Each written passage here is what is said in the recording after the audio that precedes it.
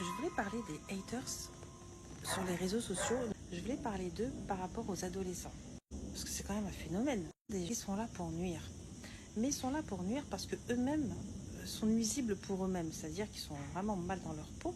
Et ils se déchargent, au lieu de travailler sur eux, ils se déchargent sur les autres. Et puis comme c'est facile de dénigrer, de mépriser, c'est facile pour eux. Donc je ne dis pas que ça les aide, mais ça doit les soulager ponctuellement. C'est un phénomène qui m'intéresse parce que les adolescents avec qui je travaille, que j'accompagne, ainsi que les familles, sujets aux haters sur les réseaux ou sur des jeux vidéo. Il faut vraiment expliquer aux enfants qu'il faut avoir un comportement très spécifique envers ces personnes.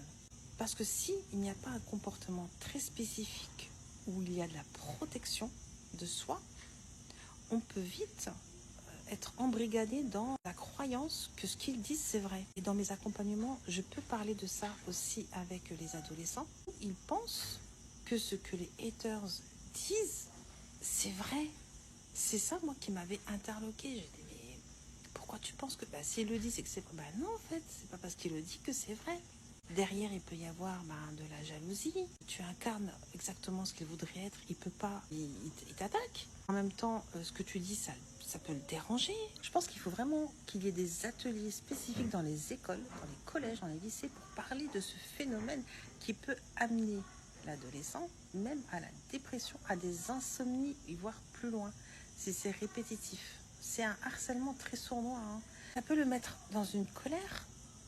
Et ça peut rester à l'intérieur. Et puis lui-même, après, peut devenir un haters. Parce que, du coup, il a accumulé cette colère. Et il faut bien qu'il se décharge quelque part. Donc ça peut être sur ses parents, ça peut être sur son petit frère, sur sa petite sœur. Il peut se décharger sur des camarades de classe ou même devenir lui-même un haters pour se venger. Ça peut être un choc pour certaines personnes qui sont sensibles. Et je suis sûre qu'il y a des gens, des ados, des jeunes adultes qui ont tenté de faire des vidéos, de raconter un peu ce qu'ils font, leurs activités, des recettes, je sais pas quoi, qui se sont arrêtés à cause des haters.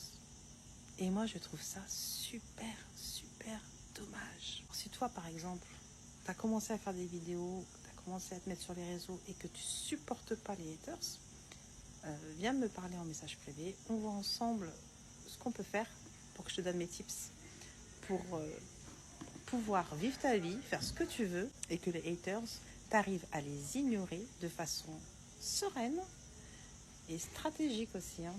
À bientôt.